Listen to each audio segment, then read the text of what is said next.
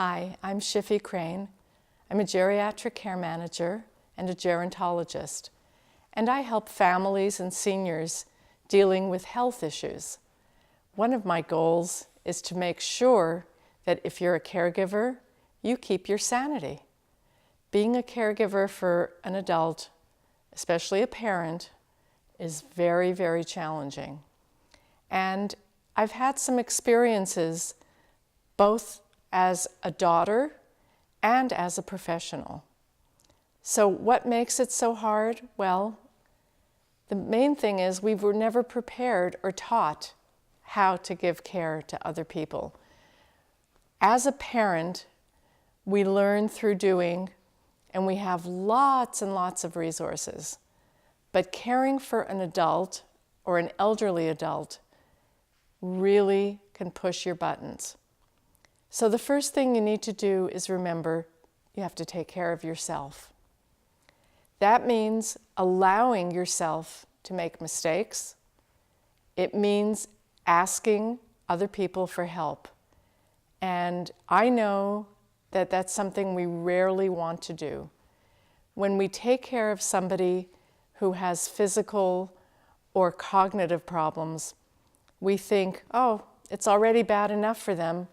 I'm not going to bring in somebody else to this mix. But that's exactly what I recommend.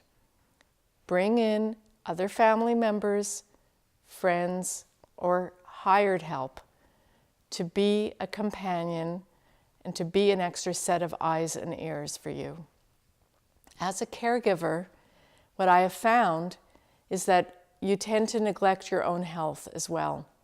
And so after months and months and years, there's all kinds of physical ailments, there's insomnia, your immune system will be affected, and I have some really difficult news to tell you. You, as a caregiver, have a chance of dying before the person you are taking care of. So what can we do to stay safe and sane?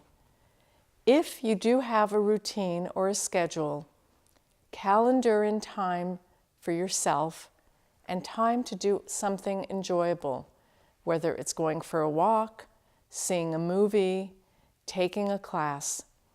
Figure out who can be with your loved one while you do these things. Also, I suggest that you look into adult daycare as another resource for your loved one, because during the day, your loved one may enjoy being with other seniors, and of course having the supervision will be essential.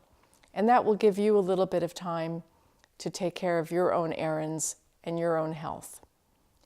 In addition, learn everything that you can learn about the diagnosis that your loved one has.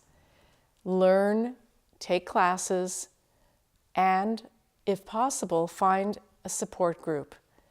One of the things I love to do is to facilitate a support group for caregivers.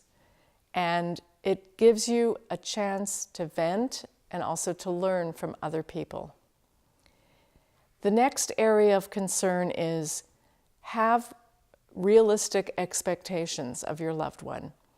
If you're a caregiver and the person has a diagnosis of dementia or any type of cognitive issues, you will get impatient. And it is frustrating. But allow yourself to make the mistakes that you might make and allow yourself to step away. I suggest in my support group that if you've reached that point where you no longer can talk calmly and fairly and logically to your loved one, you need to leave the room. Even if it means going into another room, shutting the door, and screaming. I know that sounds a little bit crazy, but the frustration of helping somebody day and night, 24 hours a day, definitely will take its toll on you. Another area of concern is to make sure that your loved one has a chance to express themselves. They may not remember what they want, but they still may have the ability to share that with you. If you feel that your loved one is definitely deteriorating and you know that you can't do this much longer, I encourage you to seek the help of a geriatric care manager, to talk to a social worker or a psychologist. There are great resources in our community, and I can point you in the right direction if that's the case. So when you are a caregiver, you rarely hear the word thank you from the person you're taking care of.